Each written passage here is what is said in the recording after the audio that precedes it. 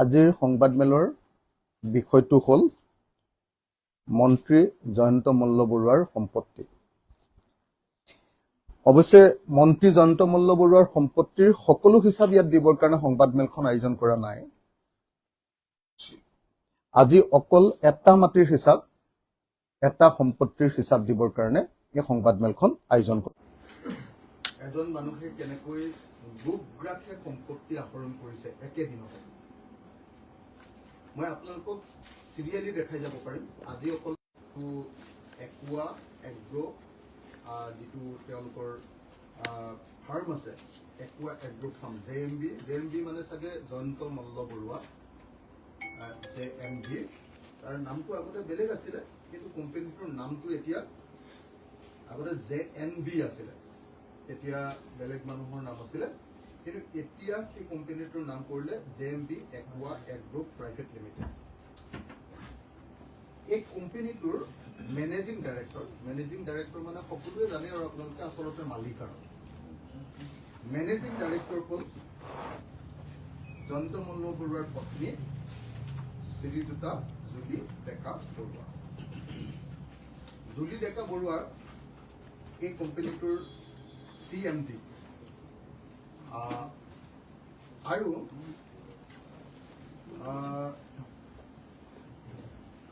Director দুজন আছে। আনগৰাকী ডাইৰেক্টৰ হ'ল জয়ন্ত মল্ল বৰুৱাৰ যি শ্ৰীমতী ৰীণা গীতা ভূজৰ বৰুৱা। এইটো হ'ল আৰু আন এজন জয়ন্ত মল্ল বৰুৱাৰ, সাধাৰণতে চবেই জানে জয়ন্ত মল্ল বৰুৱাৰ সম্পত্তিবিলাকৰ তদাৰক কৰা এজন মানুহ আছে। তেওঁৰ নাম হ'ল জহিৰুল ইছলাম।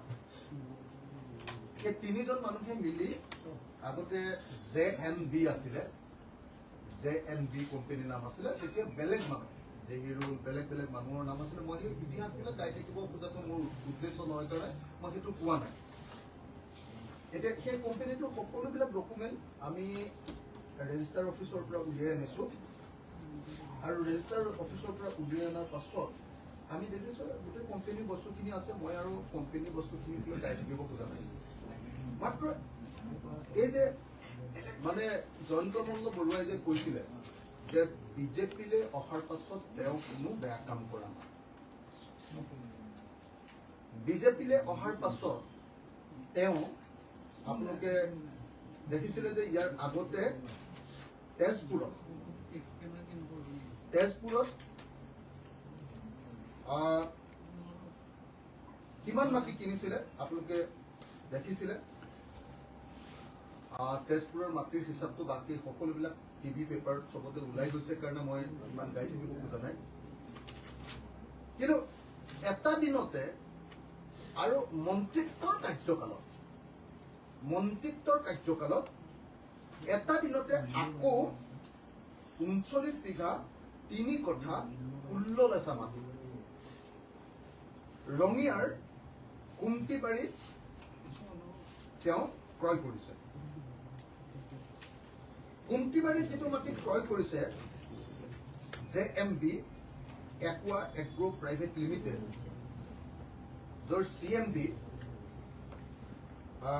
মেনেজিং ডাইৰেক্টৰ, য'ত MD হ'ল মন্ত্ৰী পত্নী জুলি ডেকা বৰুৱা, তাত কুমটিবাৰী গাঁৱৰ পট্টা নম্বৰ 7 নম্বৰ 146, 145, 300, 302 এইকেইটা দাগ, 301, 628, 626, 249 দাগ। এই দাগকেইটাত তেওঁ কিনিছে সৰ্বমুঠ মাটি 13 বিঘা 2 কঠা 17 লোচা।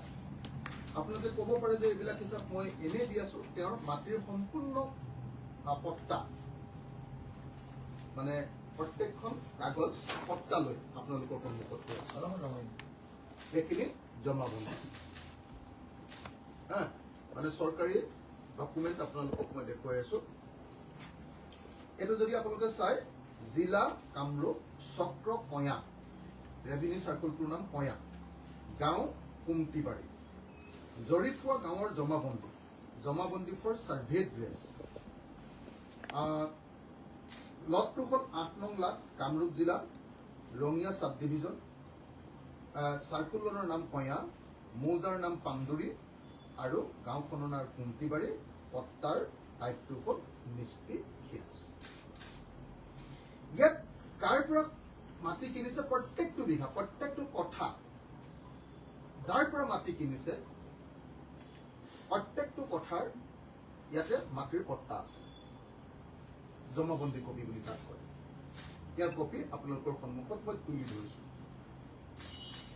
ইয়াত ক'ত কিমান তুলিছে তাৰ এখন লিষ্ট মই আগফালে লিখি আপোনালোকৰ কাৰণে উলিয়াই দিছো এখন এটা সিনপসিস এটা আপোনালোকৰ কাৰণে মই এটা সাৰাংশ লিখি দিছো এই সাৰাংশ অনুসৰি কুন্তিবাৰী গাঁওখনত ম্যাদী পট্টাৰ মাটি আছে ম্যাদী পট্টাৰ মাটি পট্টা নম্বৰ 7 নম্বৰত ম্যাদী পট্টাৰ মাটি আছে 13 বিঘা 2 কথা 18 গুছা 11 নম্বৰ পট্টাৰ 247 নম্বৰ দাগ 246 নম্বৰ দাগ 245 নম্বৰ দাগ 173 নম্বৰ দাগ 174 নম্বৰ দাগ 30 নম্বৰ দাগ এইকেইটা দাগত মুঠ মাটি আছে 10 বিঘা 1 কথা 10 বিঘা 1 কথা 0 গুছা তাৰপিছত 13 নম্বৰ যিখন পট্টা তাৰ 415 নম্বৰ দাগ আৰু 633 নম্বৰ দাগ এইটো জয়ন্ত মল্ল বৰুৱাৰ কোম্পানী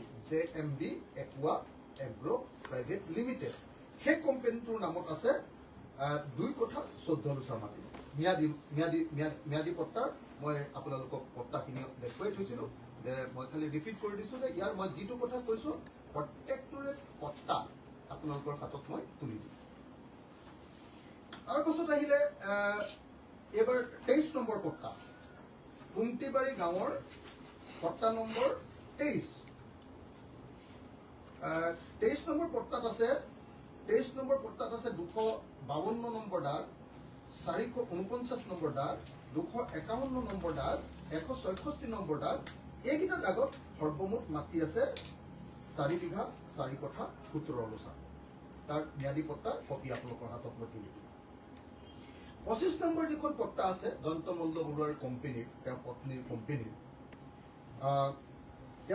কোম্পানীৰ 25 নম্বৰ দাগত 322 নম্বৰ দাগ আৰু 321 নম্বৰ দাগ 322 নম্বৰ দাগত আছে 3 বিঘা 0 কথা 5 লেচা 321 নম্বৰত আছে 2 বিঘা 1 কথা 0 লেচা অৰ্থাৎ 25 নম্বৰ দাগত আছে 5 বিঘা 1 কথা 5 লেচা এইটো হ'ল জয়ন্ত মল্ল বৰুৱাৰ কোম্পানীৰ এইটো হিচাপ আৰু 43 নম্বৰ যিখন পট্টা আছে 43 নম্বৰ পট্টাখনত দাগ আছে 5টা 325 নম্বৰ দাগত 316 নম্বৰ দাগ 190 নম্বৰ দাগ 235 নম্বৰ দাগ আৰু 227 নম্বৰ দাগ এইকেইটাত এই 43 নম্বৰ দাগত আছে জয়ন্ত মল্ল বৰুৱাৰ পত্নী জুলি ডেকা বৰুৱা জুলি ডেকা বৰুৱাৰ যেটো মেনেজিং ডাইৰেক্টৰ সেই কোম্পানীটোৰ নামত মাটি আছে 5 বিঘা 1 কথা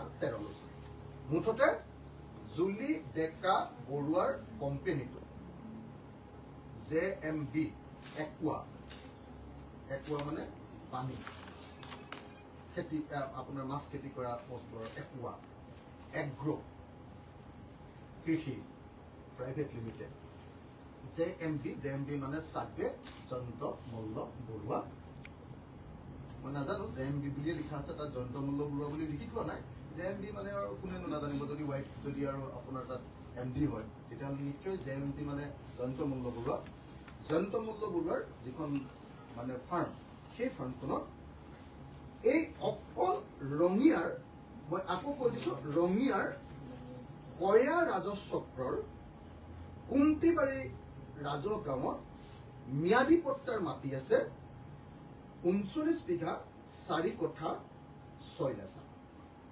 39 বিঘা 3 কথা 16 লুচা 39 বিঘা 3 কথা 16 লুচা 39 বিঘা 3 কথা 16 লুচা মানে প্ৰায় 40 বিঘা মাটি ম্যাদী পট্টা আছে আৰু সেই প্ৰায় 40 বিঘা মাটিৰ ম্যাদী পট্টাৰ প্ৰত্যেকখন পট্টা মই আপোনালোকৰ হাতত আজি সাংবাদিকৰ হাতত তুলি দিছো আৰু এই পত্ৰখন যদি আপুনি পঢ়ি চায় তেতিয়াহ'লে দেখিবলৈ পাব যে এটা দিনত মাত্ৰ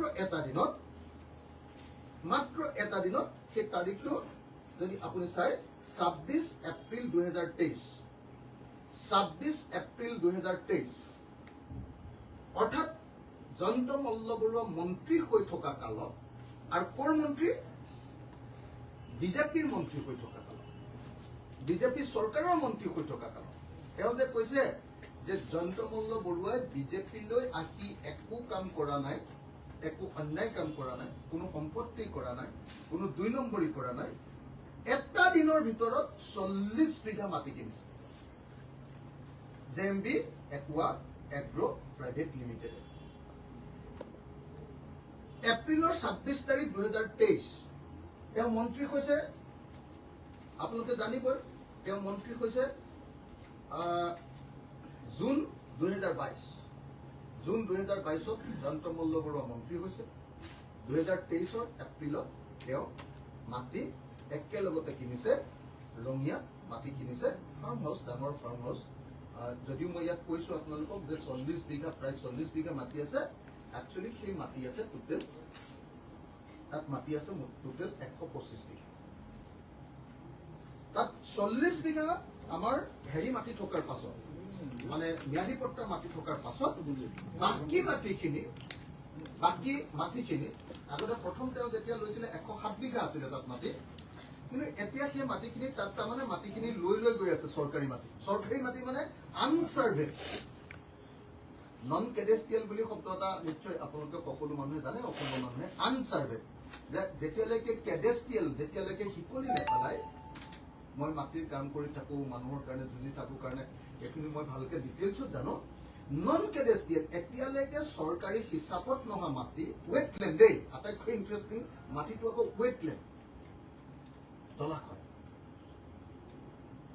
তাত মাটিৰ শ্ৰেণী বুলি ক'লে জলা বুলি ক'ব লাগিব তেনেকুৱা মাটি তেওঁ কি কৰিছে আপোনাৰ বৰলীয়া নদী আৰু ননা নদীৰ মাজত সেইটো অংশ এখন গাঁৱৰ আচলতে এই যিখন গাঁৱৰ গোটেই পথাৰখনে তেওঁ কিনি লৈ লৈছে এখন গাঁৱৰ তেওঁ মানে গোটেই পথাৰখনে তেওঁ কিনি লৈ ল'লে গোটেই পথাৰখন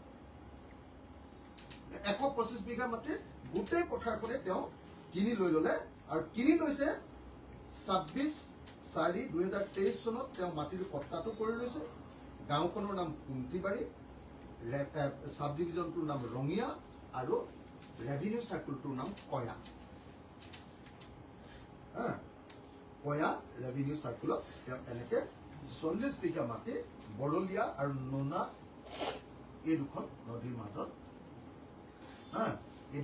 মাজত তেওঁ 125 বিঘা মাটি এনেকৈ কিছু নন কেডেষ্ট্ৰিয়েল মাটি হস্তগত কৰিছে বুলি ক'ব লাগিব দখল কৰিছে বেদখল কৰিছে বুলি ক'ব লাগিব প্ৰথমটো তাতেই উচ্ছেদটো মাৰিব লাগে আচলতে মইতো এতিয়া অসমৰ মুখ্যমন্ত্ৰীক আহ্বান জনাইছো মুখ্যমন্ত্ৰী ডাঙৰীয়া আপোনাৰ মন্ত্ৰী জয়ন্ত মল্লবৰুৱা বেদখলকাৰী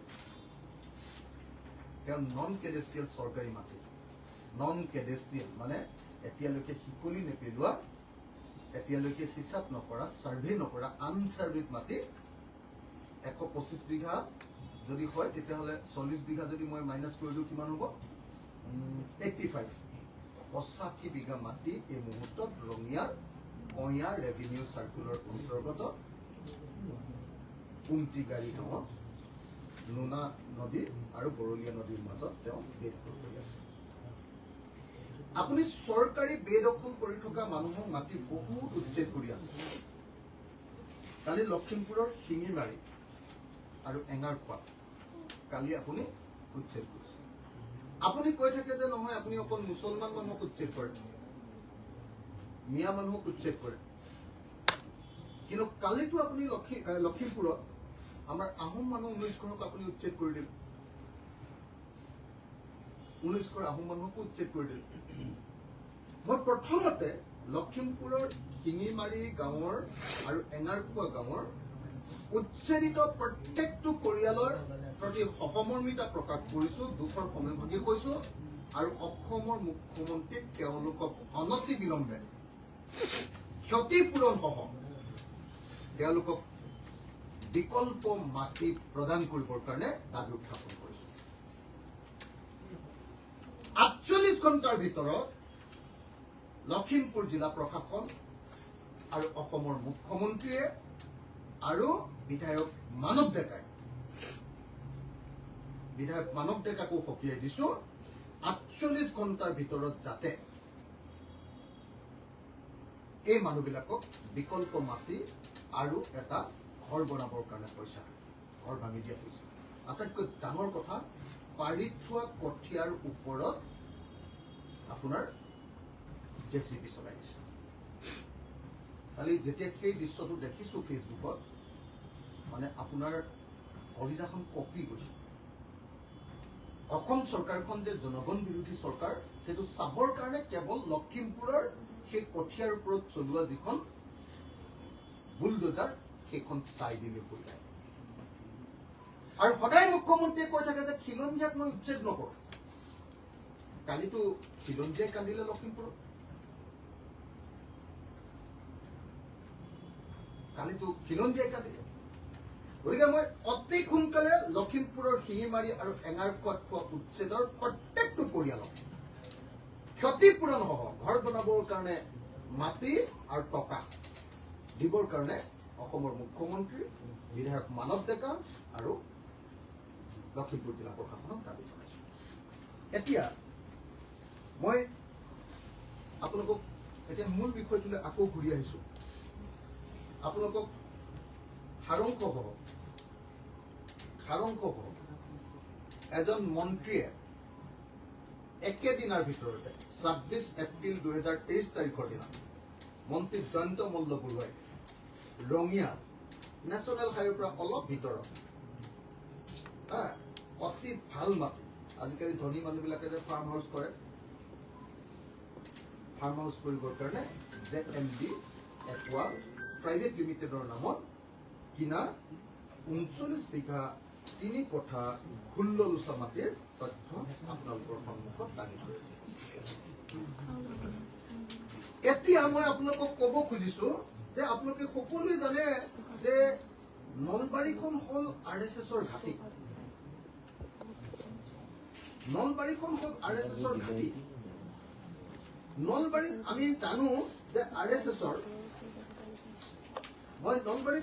যে RSSৰ বশিষ্ঠ বুজৰ বৰুৱাৰ ঘৰ, মানে আমাৰ অসমৰ RSSৰ হেড বশিষ্ঠ বুজৰ বৰুৱাৰ ঘৰ। আমি জানো যে উমেশ চক্ৰৱৰ্তীৰ ঘৰ, ভূপেশ শৰ্মাৰ ঘৰ RSSৰ একদম বাঘা বাঘা নেতাবিলাকৰ ঘৰ। যি RSSে কৈ থাকে যে তেওঁলোকে স্বচ্ছ নিকা প্ৰশাসন তৈয়াৰ কৰিবৰ কাৰণে কাম কৰে, হিন্দু ৰাষ্ট্ৰ বা ৰাম ৰাজ্য প্ৰতিষ্ঠা কৰিবৰ কাৰণে কাম কৰে, সেই ৰাম ৰাজ্যৰ প্ৰতিনিধি, ৰাম ৰাজ্য বনোৱাৰ কাৰণে তেওঁলোকে যাক দিছে, সেই ৰাম ৰাজ্যৰ অসমৰ প্ৰতিনিধি জয়ন্ত মল্ল বৰুৱাই একেদিনাৰ ভিতৰতে 39 বিঘা 3 কঠা 16 লেচা মাটি ম্যাদী পট্টা একেদিনাৰ ভিতৰতে কৰিছে আৰু তাত 125 বিঘা মাটি মানে 85 বিঘা মাটি তেওঁ আনৰ পৰা জব্দ কৰি লৈছে বা চৰকাৰী মাটি হয়তো মানুহে খেতি কৰি আছিলে পইচা চইচা দি হয়তো তেওঁ লৈ লৈছে, কিন্তু চৰকাৰী আনচাৰ্ভেড লেণ্ড বেদখল কৰি ৰাখিছে 85 বিঘা। এতিয়া মই বশিষ্ঠ বুজৰ বৰুৱা ডাঙৰীয়া অনুৰোধ কৰিব পাৰোনে যে আপোনাৰ ৰাম ৰাজ্যৰ এই যিজন ৰাৱণ, সেই ৰাৱণৰ ওপৰত কিবা একশ্যন হ'বনে? যি সময়ত অসমৰ মহিলাসকলৰ ওপৰত 1250 টকা দিম বুলি আৰু আত্মসহায়ক গোটৰ মানুহবিলাকক টকা 10,000 দিম বুলি অসমৰ মুখ্যমন্ত্ৰীয়ে একেবাৰে হাপৰ খেল দেখুওৱাৰ নিচিনাকে মোহাবিষ্ট কৰি ৰাখিছে। সেই সময়ত আপোনাৰ মন্ত্ৰী জয়ন্ত মল্ল বৰুৱাই, যি বিজেপি চৰকাৰৰ দিনত বোলে কোনো ধৰণৰ সম্পত্তি কৰা নাই, কোনো ধৰণৰ বেয়া কাম কৰা নাই, কোনো ধৰণৰ অবৈধ কাম কাজ কৰা নাই, একেদিনৰ ভিতৰত 40 বিঘা মাটি কিনিবৰ কাৰণে আৰু তাত বিশাল আকাৰৰ ফাৰ্ম হাউচ কৰিবৰ কাৰণে ক'ত টকা পালে?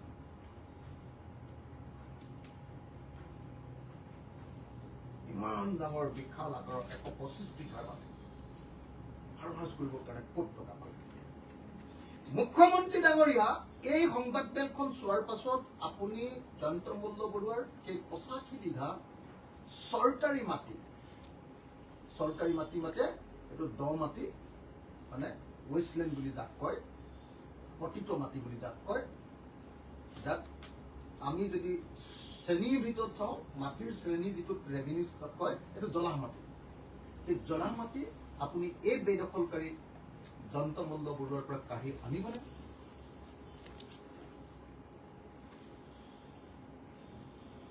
মই ভাবো যে বশিষ্ঠ গুজৰ বৰুৱা, উমেশ চক্ৰৱৰ্তী, ভূপেশ শৰ্মা এওঁলোকে এবাৰ মুখ খোলক। RSS হিন্দু ৰাষ্ট্ৰ ৰাম ৰাজ্য প্ৰতিষ্ঠা কৰিবৰ কাৰণে বোলে তেওঁলোক আহিছে। তেওঁলোকৰ ৰাম ৰাজ্যৰ প্ৰতিনিধি, যাক সেই ৰাম ৰাজ্য প্ৰতিষ্ঠা কৰিবৰ কাৰণে দিছে, তেওঁলোকৰ প্ৰতিনিধিবিলাকে বুক ৰাখে। মইতো আজি অকল আপোনালোকক 40 বিঘা মাটি দিছো। মই এই প্ৰেছ মিটখন কালি আকৌ 11টা বজাত পাতি দিম আপোনালোকক। কালি আপোনালোকক মই এনেকে পাতি থাকিলে কমেও মই 15 দিন একেৰাহে প্ৰেছ মিট পাতি থাকিব লাগিব, মোৰ লগত যিখিনি ডকুমেণ্ট আহি আছে। আৰু মই অসমৰ ৰাইজকো জনাব খোজো যে জয়ন্ত মল্ল বৰুৱাই য'ত য'ত প্ৰপাৰ্টি কৰিছে, আপোনালোকে মোৰ ফোন নাম্বাৰটোত হোৱাটছএপত আপোনালোকে তথ্যখিনি দি দিয়ক। মোৰ লগততো যথেষ্ট আহি গৈছে। কাইলৈ আকৌ এটা নতুন প্ৰেছ মিট দি দিম আপোনালোকৰ সন্মুখত। কাইলৈ 11টা বজাত আহিব। মই আৰু এটা আপোনালোকক একেদিনৰ ভিতৰতে কেনেকৈ প্ৰপাৰ্টি কৰিছে আকৌ দি দিম। এইটো 15 দিন মিনিমাম কৰিব লাগিব। কিমান প্ৰপাৰ্টি কৰিছে 15 দিন। তো মই কাইলৈ আপোনালোকক দি দিম। তো গতিকে মই আশা কৰোঁ যে অসমৰ মুখ্যমন্ত্ৰী ডাঙৰীয়াই এই বিষয়টো বিচাৰ কৰে। মই ভাবোঁ যে জয়ন্ত মল্ল বৰুৱাই ইয়াৰ পাছত আৰু বিজেপিৰ দিনত কোনো কেলেংকাৰী কৰা নাই বুলি চিঞৰ বাখৰ কৰাৰ পাছত খুব সৎ মানুহজনৰ নিশ্চয় এতিয়া নিজে নিজে পদত্যাগ কৰিব লাগে। আৰু যদি স্বইচ্ছাই পদত্যাগ নকৰে, অসমৰ মুখ্যমন্ত্ৰী জয়ন্ত মল্ল বৰুৱাক খেদি দিব লাগে মন্ত্ৰীসভাৰ কথা চিনা। আৰু যদি নিদিয়ে, তেতিয়াহ'লে জানিব লাগিব যে হিমন্ত বিশ্ব শৰ্মাই নিজৰ গাত আকৌ চেকা পৰিবগৈ বুলি, তেওঁ নিজৰ গাতো উল্টো পৰিবগৈ বুলি ভাবিহে তেওঁ প্ৰত্যাখ্যান কৰিব। তেওঁ শুনিবৰ পিছত কম। এতিয়া মই আপোনালোকক এটা কথা কৈছো, এই বিজেপিয়ে যে ইমান ডাইলগ মাৰি থাকে, নেহি খাওঁগা খানে নেহি দুংগা, এই পাৰ্টি খানে নেহি দুংগা পাৰ্টিৰ এই পাৰ্টিৰ মানুহে যি শ্যামাপ্ৰসাদ মুখাৰ্জী, দীনদয়াল উপাধ্যায়, অটল বিহাৰী বাজপেয়ী, তেওঁলোকৰ কথা সদায় কৈ থাকে। তেওঁলোকৰ কি বুলি কয়, কি সমাজ প্ৰতিষ্ঠা কৰাৰ কথা কয় তেওঁলোকে, কিবা এটা নাম আছে নহয় তেওঁলোকৰ, পাহৰি গ'লো। তেওঁলোকে যি সমাজ প্ৰতিষ্ঠা কৰাৰ কথা কয়, সেই সমাজত কংগ্ৰেছৰ দিনত 15 বছৰ লুটি পুতি খোৱা আটাইতকৈ দুষ্ট মানুহকেইটা, কংগ্ৰেছ চৰকাৰৰ দিনত আটাইতকৈ বেছি লুটি পুতি খোৱা আটাইতকৈ বদমাছ মানুহকেইটা, দুষ্ট দগাবাজ মানুহকেইটা, এটা বিজেপিৰ মেইন কৰ্তা বিধাতা। তাৰ পাছত তেওঁলোকে দীনদয়াল উপাধ্যায়, শ্যামাপ্ৰসাদ মুখাৰ্জী, অটল বিহাৰী বাজপেয়ীৰ নামটো কেনেকে মুখত লৈ থাকে মই সেইটোৱে আচৰিত পাওঁ। তেওঁলোকে কেনেকে হিন্দু ৰাজ্য, হিন্দু ৰাষ্ট্ৰ, ৰাম ৰাজ্যৰ কথাৰ নামটো কেনেকে লৈ থাকে এই দগাবাজ বিলাকক লৈ, এইটোৱে মই আচৰিত। এইবিলাক কৰাৰ আচলতে তেওঁলোকৰ নৈতিক অধিকাৰ আছেনে? মই আজি আপোনালোকক অকল 40 বিঘাৰ ডকুমেণ্ট দিলো, বাকীবিলাকতো ডকুমেণ্ট দিবই নোৱাৰো 125 বিঘা মাটিৰ, কাৰণ সেই 125 বিঘা মাটি আনচাৰ্ভেড লেণ্ড, নন কেডেষ্ট্ৰিয়েল মাটি। সেই মাটি অন্যায়ভাৱে দখল কৰিছে। গতিকে সেই মাটিৰ ওপৰত উচ্ছেদ বিচাৰ কৰা। হিমন্ত বিশ্ব শৰ্মাৰ প্ৰথম আচলতে বুলডোজাৰখন যাব লাগে জয়ন্ত মল্ল বৰুৱাৰ সেই 85 বিঘা চৰকাৰী মাটিৰ ওপৰত। তাৰ পাছত তেওঁ বেলেগৰ ওপৰত এইখন উচ্ছেদ চলোৱা বুলডোজাৰখন তেওঁ বেলেগৰ ওপৰত তাৰ পাছতহে আচলতে পঠিয়াবলৈ তেওঁৰ নৈতিকতা থাকে। মই আশা কৰিব পাৰোঁনে মুখ্যমন্ত্ৰী ডাঙৰীয়া যে অহা 24 ঘণ্টাৰ ভিতৰত জয়ন্ত মল্ল বৰুৱাৰ সেই 85,000 মাটি উলিয়াই লৈ আপুনি তাতে এটা ইণ্ডাষ্ট্ৰী কৰক, এটা MSME কৰি ল'ব। যদি MSME নকৰে দুখীয়া মানুহক আপুনি খিলঞ্জীয়া মানুহক মাটিৰ পট্টা দিয়ক, মাটি দিয়ক, খুব ভাল হ'ব। নহ'লেও সেইটো জলাশয় ৰূপে ৰাখি প্ৰকৃতিক ভাৰসাম্য ৰক্ষা কৰক আপুনি। কিয় তাত ৱাল মাৰি জয়ন্ত মল্ল বৰুৱাক সেই 125 বিঘা মাটি ল'বলৈ দিছে? এইবাৰো 40 বিঘা মাটিৰ বাৰু আপুনি এইটোৰ ওপৰত এনকুৱাৰী কৰি ক'ত পইচা পালে সেইটো বাৰু আপুনি কৰিব। কিন্তু এই যে বাকী 85 বিঘা মাটি যে তেওঁ দখল কৰি আছে বেদখলকাৰী, জয়ন্ত মল্ল বৰুৱা আজিৰ দিনত বেদখলকাৰী। এই বেদখলকাৰী জয়ন্ত মল্ল বৰুৱাক মন্ত্ৰীসভাৰ পৰা খেদিবনে মুখ্যমন্ত্ৰীয়ে? ইমান যে হাজাৰ হাজাৰ লাখ লাখ মানুহক উচ্ছেদ কৰি আছে, আজি বোলে ধুবুৰী, আজি বোলে গোৱালপাৰা, আজি বোলে আপোনাৰ আমাৰ ট্ৰাইবেল মানুহবিলাক ৰাভা হাছং, আজি বোলে আপোনাৰ BTAD, আজি বোলে আমাৰ কাৰ্বি আংলং, আজি বোলে আমাৰ লখিমপুৰৰ আহোম মানুহ, আৰু কাৰ্বি মানুহক উচ্ছেদ কৰে, বড়ো মানুহক উচ্ছেদ কৰে, ৰাভা মানুহক উচ্ছেদ কৰে, আৰু এই ৰাভা অঞ্চলত থকা সকলো জনগোষ্ঠীৰ মানুহ, সকলো জনগোষ্ঠীৰ অসমৰ খিলঞ্জীয়া মানুহ, আৰু আজি লখিমপুৰত আহোম জনগোষ্ঠীৰ মানুহ, এইবিলাক মানুহৰ ওপৰত অনবৰতে বুলডোজাৰ চলাই থকা অসমৰ মুখ্যমন্ত্ৰীয়ে এতিয়া বেদখলকাৰী জয়ন্ত মল্ল বৰুৱাৰ এই 85,000 মাটিৰ ওপৰত তেওঁ বুলডোজাৰ চলাবনে? মুখ্যমন্ত্ৰী মহোদয়, আজি মই আপোনালোকক 26/4/2023 তাৰিখে জয়ন্ত মল্ল বৰুৱাৰ পৰিয়ালে কিনা তেওঁৰ কোম্পানীয়ে JMB মানে Jayanta Malla Baruah একুৱা private limited, একুৱা agro private লিমিটেডে কিনা 40 বিঘা মাটি 26 এপ্ৰিল তাৰিখে দিনা কিনাটো দেখুৱালো। একেদিনাই গুৱাহাটীত কিমান মাটি কিনিছে মই আপোনালোকক কালি দেখুৱাই দিম। একেদিনাই 26 এপ্ৰিল 2023 দিনা এদিনত একেদিনাই কাইলৈ হয়তো আপোনালোকক কি ভয়াৱহভাৱে এই বিজেপিৰ মন্ত্ৰীবিলাকে গুপ ৰাখে মানুহৰ পৰা লুণ্ঠন কৰিছে, গুপ ৰাখে। একেদিনা 26 এপ্ৰিল 2023, 26 এপ্ৰিল 2023 মন্ত্ৰী হৈ আছিলে। কোনোবাই উল্টা কথা কবলৈ আছে যদি এতিয়াই কৈ ল'ব লাগে। 26 এপ্ৰিল 2023 জয়ন্ত মল্ল বৰুৱাইটো মন্ত্ৰী হৈ আছিলে। জুনৰ 2022 জুনত তেওঁ মন্ত্ৰী হৈছিলে। 26 এপ্ৰিলত তেওঁ 40 বিঘা মাটি কিনিছে। গুৱাহাটীত কিমান মাটি কিনিছে আৰু কি বনাইছে, কি কৰিছে মই আপোনালোকক কাইলৈ দি দিম।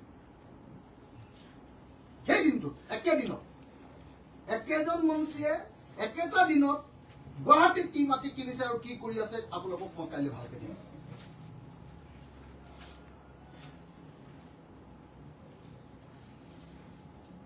আশ্চৰ্যকৰ এই বিজেপিয়ে কেনেকে ধন ঘটিছে আপোনালোকে কল্পনা কৰিব নোৱাৰে। আৰু অসমৰ মানুহক 1250 টকা দি নচুৱাই আছে, হাত নচুৱাৰ নিচিনাকে হিমন্ত বিশ্বই। আৰু তাৰ পাছত আকৌ এওঁলোকে উল্টাই ডাইলগ মাৰে যে এওঁলোক স্বচ্ছ নিকা, তেওঁলোকৰ কি বিজেপি দীনদয়াল উপাধ্যায়ৰ যে কি আদৰ্শ তেওঁলোক চলে বুলি কয়, এইটো কি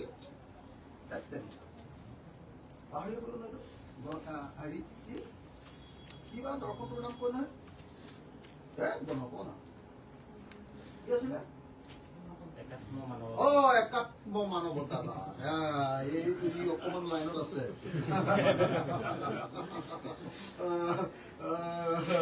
আমাৰ একাত্ম মানৱতাবাদ, এই একাত্ম মানৱতাবাদৰ কথা, একাত্ম মানৱতাবাদ। এই যে দগাবাজ কেইটাৰ হাতত RSS আৰু বিজেপিয়ে অসমৰ শাসনভাৰ দি দিলে, দগাবাজ, মই শব্দকেইটা অসমীয়া একদম খাটি শব্দকেইটা কৈ আছো আপোনালোকক, দুষ্ট, দগাবাজ, বদমাছ। এই দগাবাজকেইটাৰ হাতত দি লৈ কেনেকে অসমখন খতম কৰি দিছে আৰু তাৰ পাছত বিজেপি আৰু RSS আমাৰ সন্মুখত আদৰ্শৰ কথা কৈ থাকে একাত্ম মানৱতাবাদ প্ৰতিষ্ঠা কৰাৰ কথা একাত্ম মানৱতাবাদ এতিয়া চাওঁ বশিষ্ঠ গুজৰ বৰুৱা কিমান গৰজি উঠিব পাৰে চাওঁ হিমন্ত বিশ্ব শৰ্মাই উচ্ছেদ কৰিব পাৰে নে নাই চাওঁ হিমন্ত বিশ্ব শৰ্মাই তেওঁ মন্ত্ৰী হোৱাৰ পৰা জয়ন্ত মল্ল বৰুৱাক আঁতৰাব পাৰে নাই দেখা যাওক ধন্যবাদ আৰু কাইলৈ একেটা সময়তে কাইলৈ 11টা বজাত আৰু এখন প্ৰেছ কনফাৰেন্স দিম সদায় দি থাকিব পাৰোঁ কিন্তু মোৰ সময় নাই মই মাৰ কাৰণেহে গুৱাহাটীলৈ আহিছোঁ নহ'লে মোৰ সময় নাই এই সমগ্ৰ বিষয়টোতো মুখ্যমন্ত্ৰীয়ে কয় যে আজি মন্ত্ৰী আছে কাইলৈ নাই গতিকে এইটো চলাব কেনেকুৱা মই মানে আজি বেছিকে কৈ নিদিওঁ আজি বেলেগত ফ'কাছ নিদিওঁ আজি অকল জয়ন্ত মল্ল বৰুৱাৰ প্ৰপাৰ্টি আৰু কি কৰিছে সেইটো কৈ থৈছোঁ আৰু লগত লখিমপুৰৰ উচ্ছেদটো আৰু অসমৰ ওপৰত চলোৱা উচ্ছেদৰ ওপৰত কৈছোঁ লখিমপুৰৰ উচ্ছেদৰ মানুহবিলাকক 48 ঘণ্টাৰ ভিতৰত ক্ষতিপূৰণ দিবলৈ কৈছোঁ নহ'লে আমি ধৰিব লাগিব সেইকাৰণে এটা সময় দি দিছোঁ তো আৰু মই একদম মানে আৰু এটা টেঙৰ বস্তু আমাৰ কি নাম এইটো আমাৰ ডেকা লখিমপুৰ MLA আৰু এটা মানৱ কি একাত্ম মানৱতাবাদী মানৱ ডেকা তেওঁকো আমি সকীয়াই দিছোঁ যে আপুনি লখিমপুৰৰ ভূমিহীন সেই আমাৰ খিলঞ্জীয়া অখিলঞ্জীয়া যি আছে অসমীয়া মানুহ যি আছে আৰু যি মানুহ চবকে তাতে কালি আহোম মানুহকেইজনে যেনেকৈ কান্দিছে এগৰাকী আহোম মহিলাই যেতিয়া হেংদাংখন লৈ ঘৰৰ ভাঙি দিবলৈ লগতে হেংদাংখন লৈ যে ওলাই গৈছে আপুনি দৃশ্যটো চাবচোন যি হেংদাঙেৰে আহোমে অসমীয়াই লাচিত বৰফুকনে আমাৰ মোগলক 17 বাৰ খেদি দিলে আৰু সেই মোগলক 17 বাৰ খেদাটোৱেই বিজেপিৰ মেইন এটা পলিটিকেল শ্লোগান শৰাইঘাটৰ ৰং সেই আহোমক কালি 19টা পৰিয়ালক চুচুম্ম কৰি দিছে কঠিয়াৰ ওপৰত বুলডোজাৰ চলাইছে তাৰ পাছত আচলতে মুখ্যমন্ত্ৰীৰ লাজ আছে নে নাই সেই কথাটো মই ক'লোঁ আৰু 48 ঘণ্টাৰ ভিতৰত সেই পৰিয়ালবিলাকক মাতি আৰু পইচা দিবৰ কাৰণে দাবী জনাইছোঁ নহ'লে আমি সোমাব লাগিব কথা আমি সোমাব লাগিব ধন্যবাদ আৰু মোৰ বেলেগ এটা বিষয় আছে এতিয়া যদি RTI কৰ্মী দিলীপ নাথ তেওঁৰ পুত্ৰই আমাৰ সাংবাদিক বিমল নাথক আক্ৰমণ কৰি পেলাই এতিয়া পলাই আছে দিলীপ নাথ গোটেই বিষয়টোত সন্মান আপোনাৰ প্ৰতিক্ৰিয়া মানে দিলীপ নাথক মই জেলত লগ পাইছিলোঁ মই যেতিয়া কা আন্দোলনত দীৰ্ঘদিন ধৰি প্ৰায় দুবছৰ জেলত আছিলোঁ তেতিয়া দিলীপ নাথক পাইছিলোঁ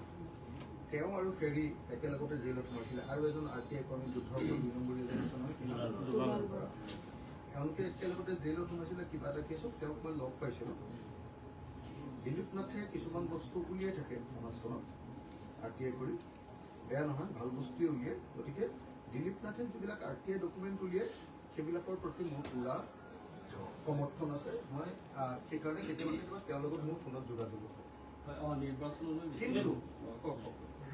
কিন্তু মানে দিলীপ নাথৰ ল'ৰাই যদি আচলতে আমাৰ ND24 মানুহক আক্ৰমণ কৰিছে তেতিয়াহ'লেতো মই সেইটো জনা নাছিলোঁ আজি গম পালোঁ সেইটোতো ভয়াৱহ আৰু মই অতি সোনকালে অসম চৰকাৰক এই যি আক্ৰমণকাৰী তেওঁক গ্ৰেপ্তাৰ কৰিবৰ কাৰণে আহ্বান জনাইছোঁ আমাৰ বিমল নাথক সাংবাদিক বিমল নাথৰ প্ৰতি মই সেইদিনা নিজে চাপোৰ্টো দিছিলোঁ বিমল নাথক আক্ৰমণকাৰীক মই গ্ৰেপ্তাৰ কৰিবলৈ আহ্বান জনাইছোঁ কিন্তু তেওঁৰ দেউতাক দিলীপ নাথে যিধৰণে চৰকাৰৰ বিৰুদ্ধে RTI ডকুমেণ্টখিনি উলিয়াই আছে তাৰ কাৰণে দিলীপ নাথক আকৌ গ্ৰেপ্তাৰ কৰিবৰ কাৰণে খেদি ফুৰা কথাটো কেতিয়াও গতিকে দিলীপ নাথক পক্ষত মই আছোঁ কিন্তু তেওঁৰ পুতেকে আক্ৰমণ কৰিছে তেওঁক গ্ৰেপ্তাৰ কৰিব লাগে ইমিডিয়েট মিত্ৰতা আজি নাই নিউজ লাইভে আপোন মিত্ৰতাৰ কথা উলিয়ালে এতিয়া নাই